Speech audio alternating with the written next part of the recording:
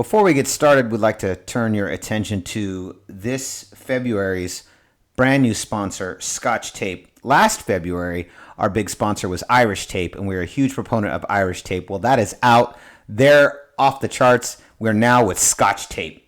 Classic Scotch Tape. Do you need to tape something to your wall? Go with Scotch Tape. It's the superior tape of the Scotch Seas. All right, so I'd like to bring some attention first, Raymond. We're going to talk about this in depth more, but we have a brand new Instagram page at the Goldcast. Exactly what it sounds. It's at the Goldcast. This is links also to our facebook.com/the Goldcast page, but our brand new Instagram page. If you want like daily news bites on what's happening with your favorite Bay Area sports teams, in particular, the 49ers, the Giants, and the Warriors. This is probably going to be like one of our last 49ers-centric pods for a while. You know, probably starting next week, we're going to really start to focus on our beloved Warriors, and then not too long from now, the San Francisco Giants. I can't wait, almost back. But we have a brand new page where you can find awesome little updates and snippets that's run by you, Ray, right? That is run by me. Yep. So check it out at the Goldcast. You can see it there. Share it, like it, subscribe to it. Check it out. Raymond, tell them where else they can find us. Well, as you guys may have heard just a few seconds ago, this is also linked to our Facebook page. That's facebook.com/the Goldcast. It's also Instagram's also linked to our Twitter page at the Goldcast_. Make sure to add the underscore on the Twitter page. And you can also subscribe to us via iTunes, YouTube, Stitcher. Those are the three big ones, because if you're a fan and you listen to the show and you want multiple ways to listen to the show, like if you have Android, then iTunes is not available to you, then you definitely want to go YouTube or Stitcher. That's the best way to get notifications when the show's live after our recordings and we post them up on the web. So iTunes, YouTube, and Stitcher, that's all under the same moniker, The Goldcast. And that's how to stay connected, whether it's news bites via pictures on Instagram or full-on articles on the Goldcast Facebook page, and a mixture of the two on Twitter. Absolutely. Definitely check those out. We normally release, we're a little late this week. It was just kind of due to some scheduling stuff. But normally we release an episode. Usually we record on either Sunday or Monday night for a release of Monday or Tuesday morning. This will be dropping on Wednesday, it'll be dropping tonight, but you'll probably won't be hearing it till Wednesday morning. We're normally a little bit earlier than this, but it was just kind of a scheduling thing this week. So we're going to talk a little bit about the Super Bowl. There's not a whole lot to be said about it from us in terms of, really what we're going to talk about is how this affects Joe Montana. That's really the conversation we're going to have. Then we're going to get into the exciting, super, super exciting news that our brand new head coach, Kyle Shanahan, has officially been announced. So we're going to get into it starting right now. San Francisco, are you ready? This is the Goldcast.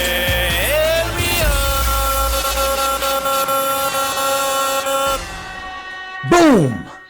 Welcome to another edition of the Goldcast. We are the voice of the faithful. I'm your host, Rudy Solis III, and with me is my brother, my co-host, Raymond Solis first, baby. Boom! Man, Raymond, we are in uncharted territory. Usually, in years past, we'd always just followed the 49ers, but this episode, I think, officially marks of us entering into waters unknown. We've only ever covered the Super Bowl once because the Niners weren't in it. We only covered it, I think, 3 years ago. The very first year we did the Goldcast back when we were just on SoundCloud, right? Yeah. SoundCloud. Yeah. I remember that. That was a long time. It feels like a million years ago. So, but starting next week, we'll have our first full non-49ers pod that'll be focusing on the Golden State Warriors. Yeah. So, but one more. The Super Bowl has come and gone. A tremendous comeback. I always have said for years the greatest comeback in Super Bowl history was Super Bowl 23, the John Candy drive. Joe Montana taking the team down to defeat the Cincinnati Bengals in a game they were basically losing the entire time. The John Candy drive, the greatest drive of all time, greatest comeback drive. But I don't. I think you kind of have to give the greatest comeback to Tom Brady now, considering it was a 23-point deficit in the fourth quarter. Had Colin Kaepernick, they allowed Colin Kaepernick to just run that ball in, we'd be talking about the greatest comeback happening in 2012 when it was like a 32-point deficit. Or was it 34? I can't remember anymore. The game's blocked out of my brain. It's 28. 28. There you go. It was 28-3. They were down by 26 points entering the fourth quarter. Yeah. So either way, let's talk about this because this has kind of been the subject on a lot of people's, on their news feeds. And let's talk about Joe Montana versus Tom Brady. I called you, and you were still very heated on Sunday night about this. I love the energy and the passion, but I feel like, and it hurts my heart, but I feel like you have to give the GOAT moniker now to Tom Brady. He has 5 Super Bowl rings. He the only other man to have that many is Charles Haley. He was the first ever to have it. I was frustrated that people incorrectly coincidence, reported. a former Niner. A former Niner who retired into the Hall of Fame as a 49er. Yes. And but he is the first ever to have 5 rings.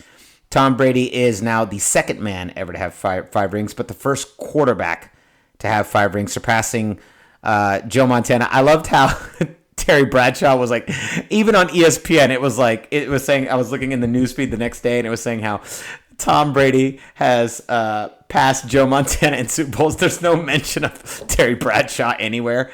I thought that was great. But you disagree. Is this true? What are your feelings now, Ray? You've had a couple days to digest. You've had a little time to let some emotions subside. Oh, yeah. I still feel exactly the same. Emotions aside, logic and reasoning is now taken over me, which usually is my natural state, but and I still feel the same way. I mean, it was an unfortunate loss. The Falcons were controlling it the entire time, and they really just kind of let things go in the fourth quarter. I'm not sure what happened. I think the defense got a little conservative, and they started to just let everything fly. Well, I think they got tired too. I think the defense got tired. That too. The offense stalled as well, so there needed to be some adjustments. I mean, at the same time, it's hard to do that because when everything's working so well, you don't need to adjust, but there was a fourth quarter adjustment that needed to happen that never really happened at all. So it's unfortunate. And, I think you have to give what you give Tom Brady is you give him, he's the most winningest quarterback in NFL history. He's got 5 rings. No one has 5 rings. No quarterback has 5 rings. The most ever was 4. They're now tied with the Niners and the Cowboys in terms of Super Bowl championships as a collective team. But there's one thing you can't take away from Joe Montana, and this is what I give back to the 49er faithful because they come first no matter who wins the Super Bowl and what records are set or what records surpass 49er greats. And has Tom Brady ever thrown an interception in the Super Bowl? Yes, he has. In fact, he had a pick 6 on Sunday. Does Tom Brady have a 128 passer rating in the Super Bowl? The answer is no. He does not have that. Has Tom Brady ever lost a Super Bowl? Yes, he's lost 2 to little Eli Manning. So let's go ahead and ask those same questions on the Joe Montana side. Has Joe Montana ever thrown an interception? The answer is no. He has never thrown an interception in a Super Bowl. Does Joe Montana have a 127 or better passer rating in the Super Bowl? Yes, he does. In fact, it's 127.8, which is a record. No interceptions, also a record. Joe Montana has also never lost a Super Bowl, which is a tie with Terry Bradshaw because he never lost either. But we don't ever really count Terry Bradshaw because he was more or less a running game and defense. Joe was everything. So with that said, what we can say at this point is that Tom Brady is the most winningest quarterback in Super Bowl history because of he has rings. Sure, he has records too, but who cares? We're just talking about overall. We're just going bare bones here. But what we can say definitively and indisputably is that Joe Montana is the most perfect quarterback in Super Bowl history because he has fat zeros in all the right places.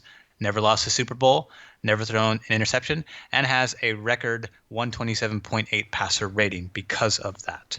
So, statistically, factually, truthfully, Joe Montana, I'm going to say it again, is the most perfect quarterback in Super Bowl history.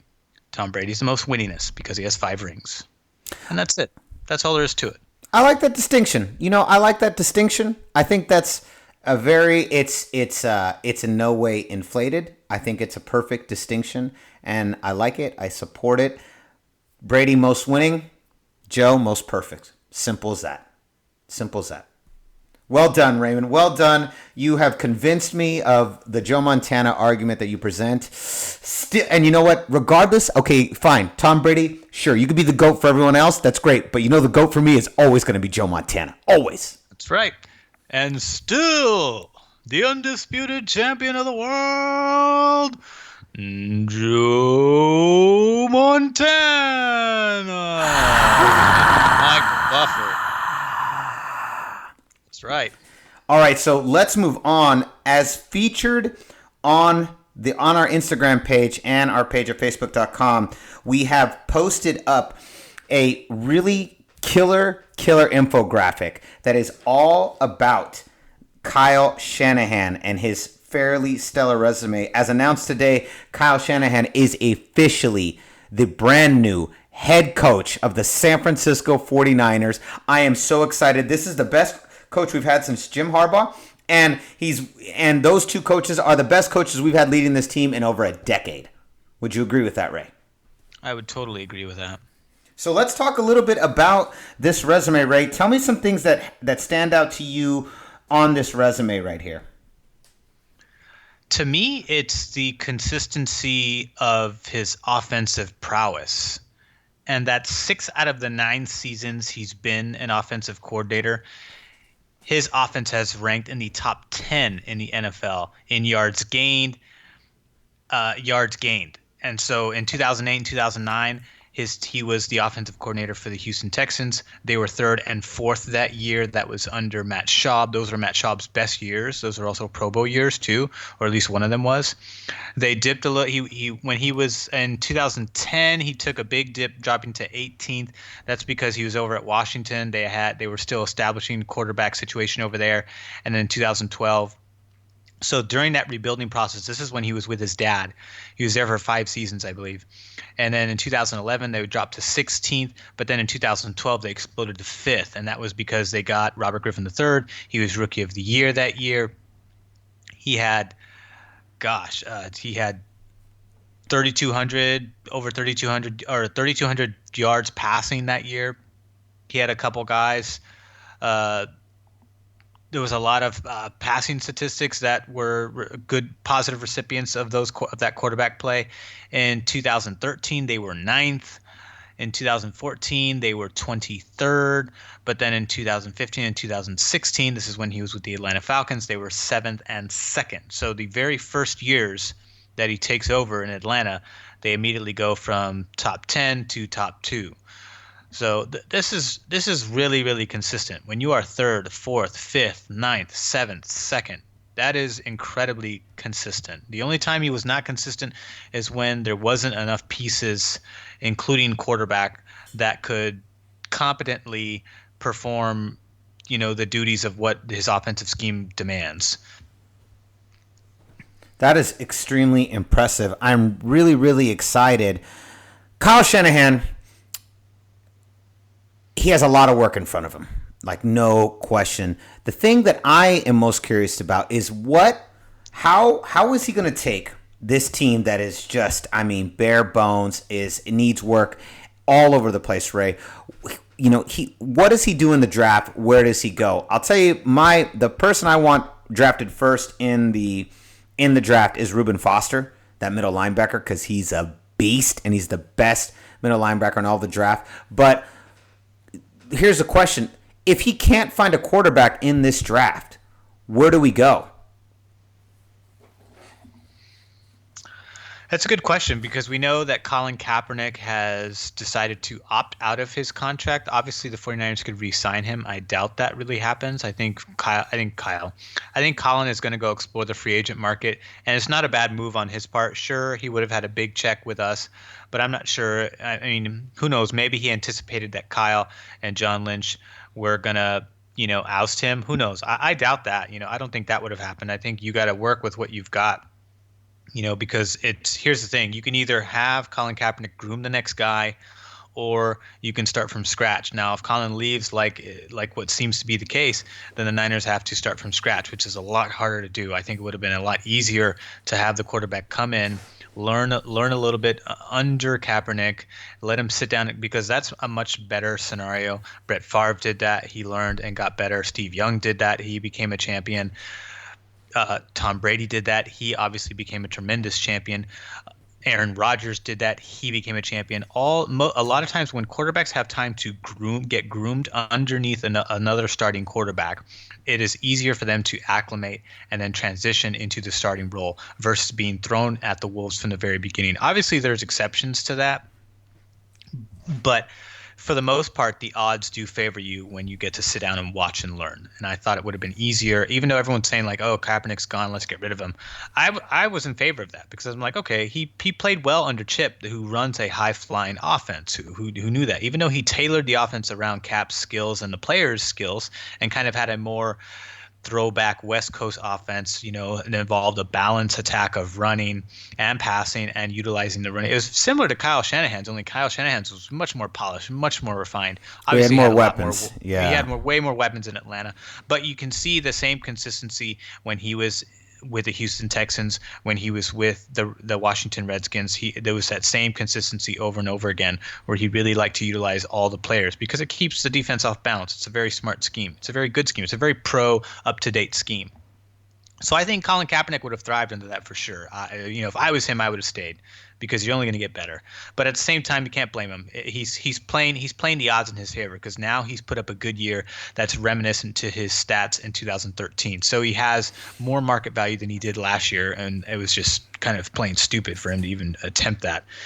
So in this case, he's got a better run at the free agent market. But so I don't know if I think we have to draft. I don't know if we're going to draft first in a quarterback, because everyone keeps saying the same thing, that the quarterback class this year is terrible, and that a lot of these guys, even the guys at the very top, the best projected of this class, are not going to go in the first round. If that's true, then you can place your bets in rounds 2 and 3. I think that's what you need to do. John Lynch is going to hire the guys underneath him to go through that. He's got Adam Peters, obviously, that's going to be helping him spearhead that whole thing, because that's going to involve. That was one thing that Trent Baalke was very good at, was getting picks, managing the picks very well, so that we always had a healthy amount of picks. And he put a huge emphasis on the line of scrimmage players, so defensive line and offensive line. That was his whole thing for the whole time he was here. And he did relatively well. He got Pro Bowl offensive linemen and hopefully Pro Bowl defensive linemen that we have in DeForest Buckner and Eric Armstead. So we'll have to see how that develops. But yeah, I don't know. Without a quarterback starting from scratch, I don't know if you keep a guy like Christian Ponder. I think you got to jettison Blaine Gabbert. He's just not there. I think you can maybe salvage Christian Ponder. That's what I would do if I was Kyle Shanahan. But he knows the sport obviously way better than me. So we'll have to just wait and see. Yeah, we'll have to wait and see for sure. I have no idea what he's going to do. Like I said, I want Reuben Foster. I think really that's who you go first. He's a killer middle linebacker. We need another middle linebacker. We need someone that Navarro Bowman can groom, and Reuben Foster is a beast. And I really believe that's who we should draft first. I got no problem with that. I mean, I like Ray Armstrong. I think he's got good speed. He was a former defensive back. He got converted into middle linebacker, so he's got that lean build to him. He's also got really good speed, which means he can drop in coverage. I think he was a little bit suspect against the run, but he was the best guy that we had on the roster to start alongside Navarro Bowman, and everyone else was just kind of a rotation throughout the year because no one could really keep pace. And then when Bowman went down, everything just went to hell. I think it was going that way anyways. But with that said, I would be totally okay with that pick. We'll just have to see what John Lynch is a defensive mind, so we'll see how him and Kyle put their heads together and kind of evaluate the draft class and see like, okay, what is our priority and who are the best players in these priorities in these rounds that we should be looking at. That's obviously going to be what the mindset, the perspective is like, okay, we have glaring issues here and here, because right now they're probably just studying. I know John Lynch has been studying film, and now Kyle Shanahan's going to get up to speed and start studying film too. So, and evaluate the roster and see where the needs are, because it's obviously a lot. But I think you've got some pieces in place in the offensive line. You've got some pieces in place on the defensive line. You've got some pieces in place where you don't have pieces in place are the wide receivers, the cornerbacks, the safeties, quarterback, obviously, so you have a lot of different positions that need to get worked out. Linebacker is hurting really bad. The corners did okay, but I still think you still need to develop there. Safeties, Eric Reed has not been the same since his rookie year, so I don't know about him. Either he gets better or you need to, do away with him, because I just haven't seen much of him in his old form. He hits hard, but he's no John Lynch, that's for sure. Yeah, we'll have to see. I'm curious to see the next phase for the 49ers between now and the draft, obviously, is coordinators. They were talking about possible defensive coordinators. I know they were going to interview, what's his name, from the Pats, their linebacker coach, and they were possibly talking about co-defensive coordinators, which is a little strange. And then who's going to be the offensive coordinator underneath Kyle Shanahan? Yeah, you got me on that. It's up in the air right now, so we'll have to wait and see how it shapes up, because I don't know. I mean, you could see some people coming on board like his quarterbacks coach. I know that both Matt LaFleur and Mike LaFleur, one of them is going to the Rams as the offensive coordinator. I think it's Matt that's going to the Rams as the offensive coordinator, and then Mike, the other brother, is going to be coming with Kyle Shanahan to the 49ers. Yeah. It was a little confusing. Matt Mayoka had to clear it up. He had to use all caps just to clarify, because everyone thought he was talking about the same person. He's like, how can he be an offensive coordinator for the Rams and then also be an offensive assistant for Kyle Shanahan on the 49ers? It doesn't make sense. So yeah, it was a brother pair, and they got split. Yeah, it's a brother pair, and they did get split. Right. So the offensive assistant, Mike LaFleur, is coming to the 49ers, and Matt LaFleur is going to the Rams as the OC. And so is Mike going to be the new offensive coordinator? I'm not sure if it's not clear, right? They haven't cleared that. It's not clear yet. Nothing's been official, so we'll find out. There's an official press conference on Thursday for John Lynch and Kyle Shanahan, so I look forward to that.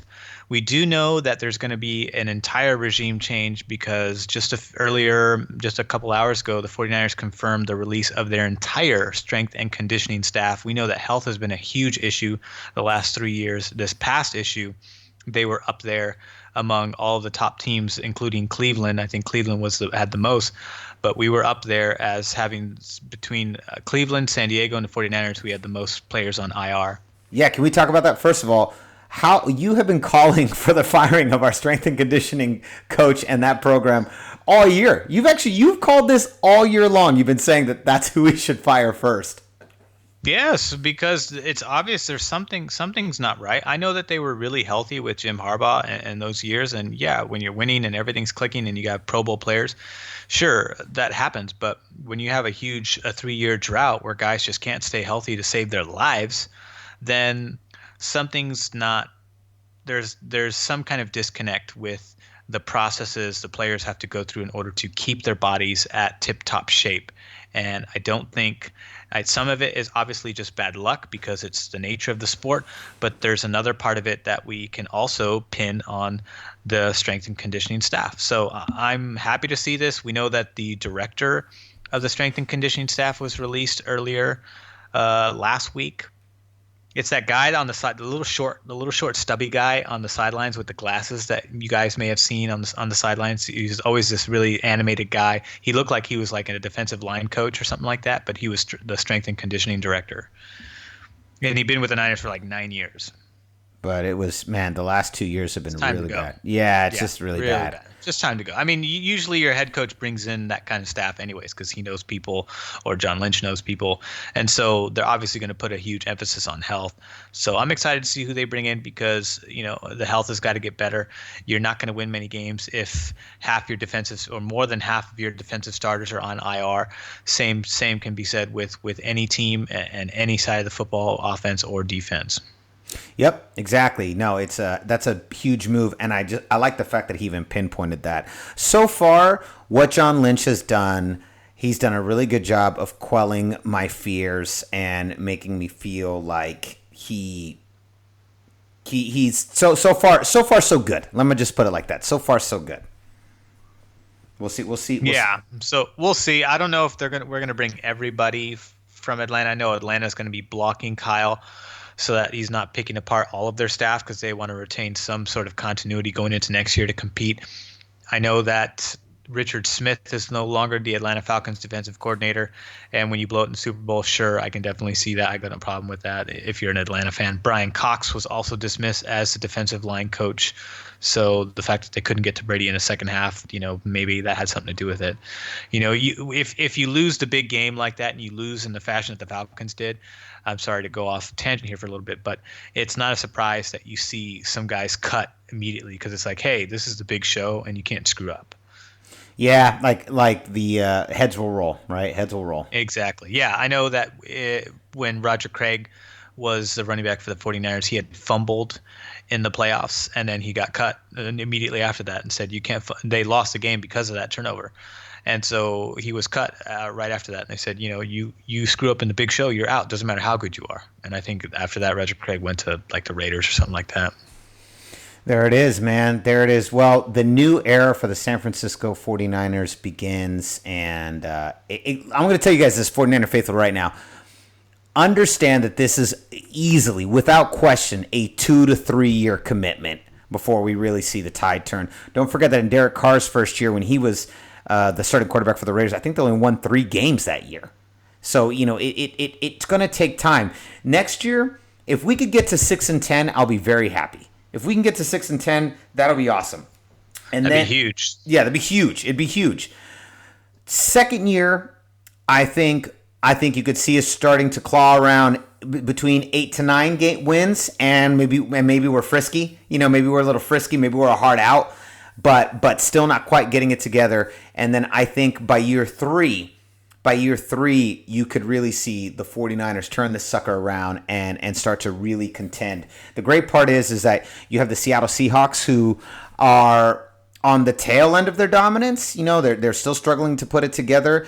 Arizona, as long as they have Carson Palmer, I just don't expect them to really make a run. I think they're the NFC West equivalent of the Kansas City Chiefs. A great coach, decent quarterback, but the tandem, the pair together is not enough to take to the big game. In fact, I think they detract from one another. I really do think they're the NFC West version of the Kansas City Chiefs. So we're really in a unique position right now. The Rams have no draft picks next year. No draft picks. So that good move on you. Hey, Jared Goff, way to go. But no, they don't have any draft picks. So they're in a position right now. The 49ers are in a position where we really could turn the tide around.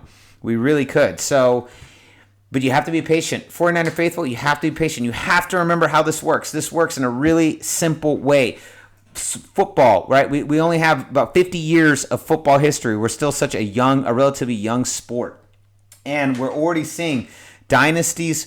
There's generally 10 to 40 year gaps between, 20 to 40 year gaps between dynasties. There are big gaps between these things. All right. And when a team is as beat up as our team is, the rebuild model for it, you have to remember that team that Jim Harbaugh had the year before Jim Harbaugh took over, when Michael Singletary's final year. I remember watching on ESPN, and they predicted that the 49ers were going to be taking first in the NFC West. That with all the weapons they had on defense, all the weapons they had on offense, there was no reason this team shouldn't be first place in the NFC West. And then they were horrific that final Mike Singletary year.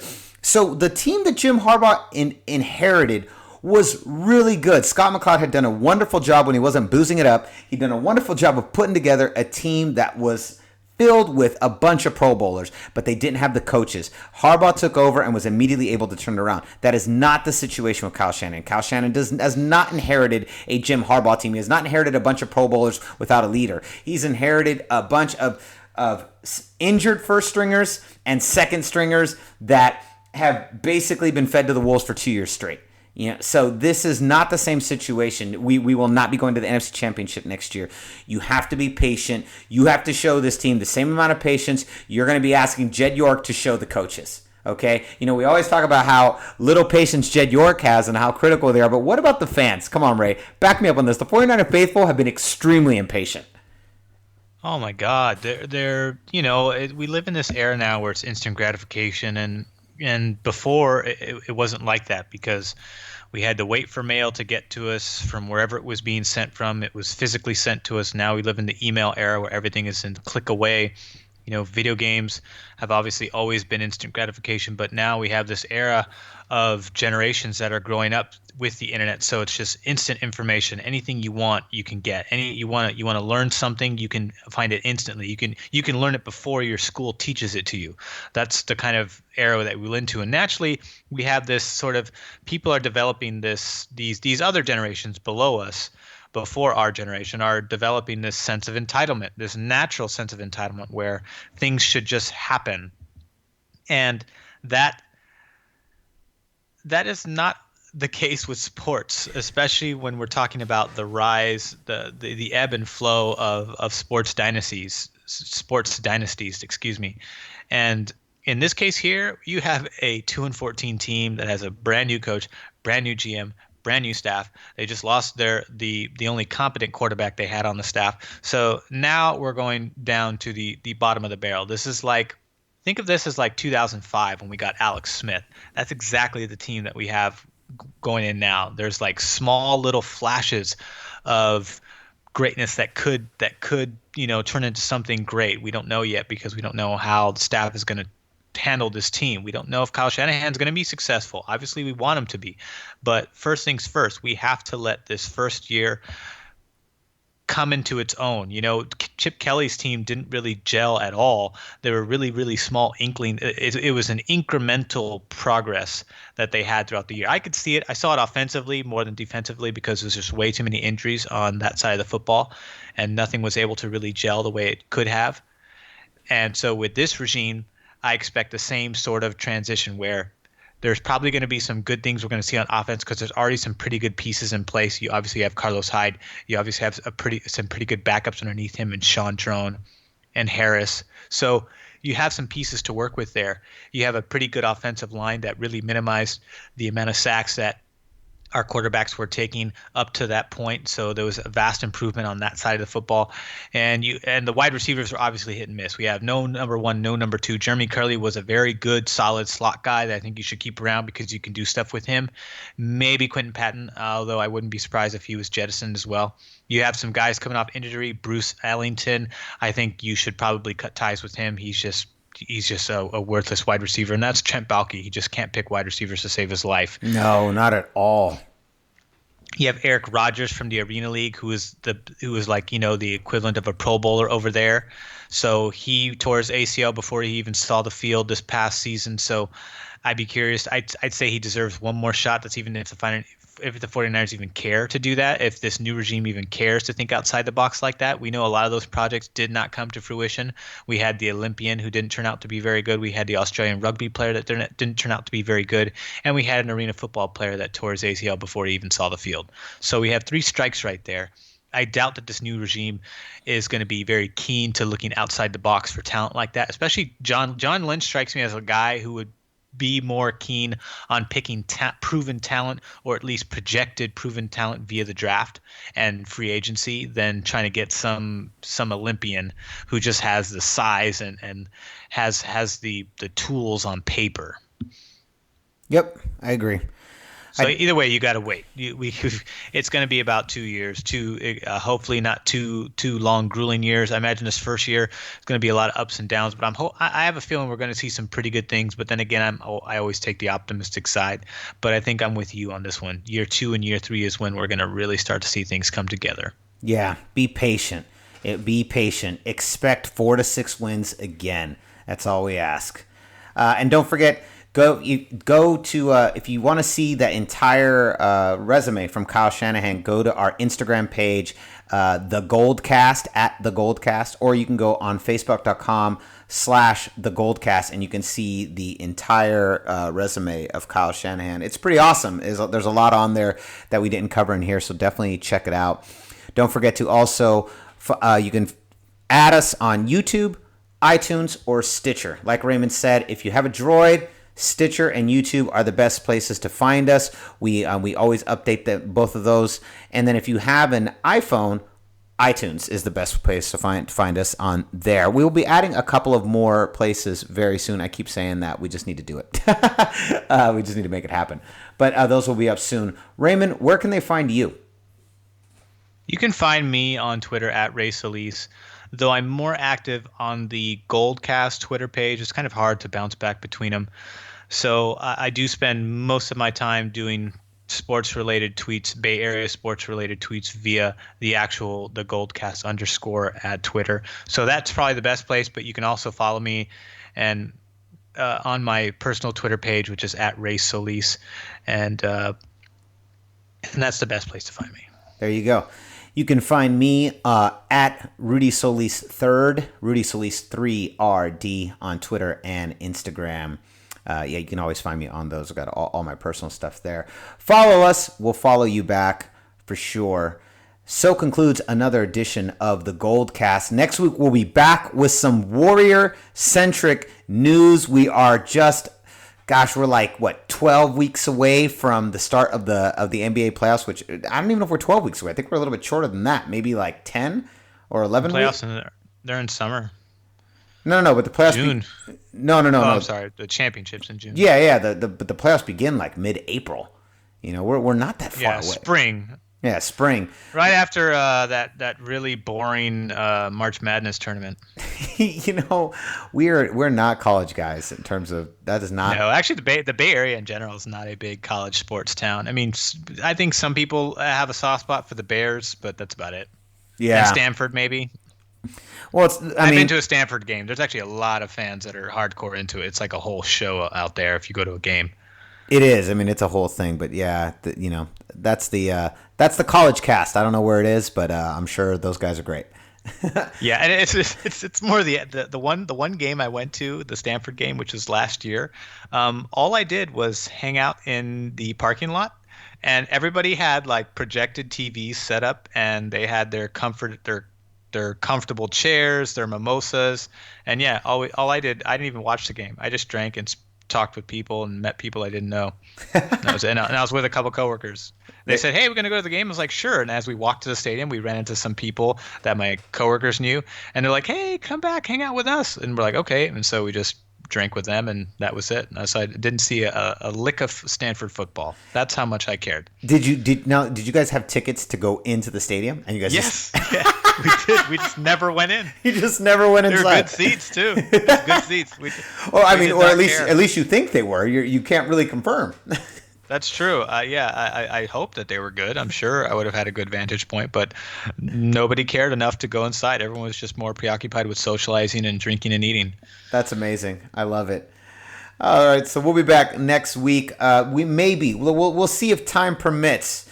If time permits, maybe we can do, Ray, a mini Goldcast after Kyle Shanahan's press conference. If not, we'll definitely talk a little bit about it next week. But we'll see. We'll see if time permits.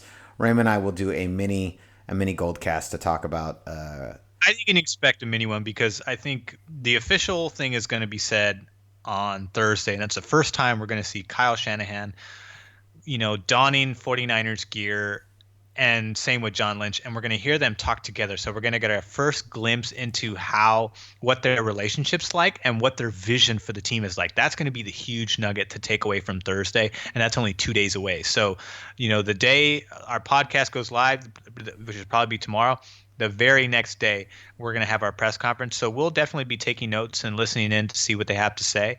And then, we'll probably drop something on you guys soon after that. Sounds good. So concludes another edition of the Goldcast. We are the voice of the faithful. I'm your host, Rudy Solis III, and with me is my brother, my co-host, Raymond Salisa first, baby. Boom!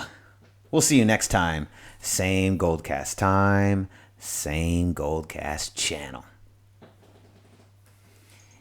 And we out.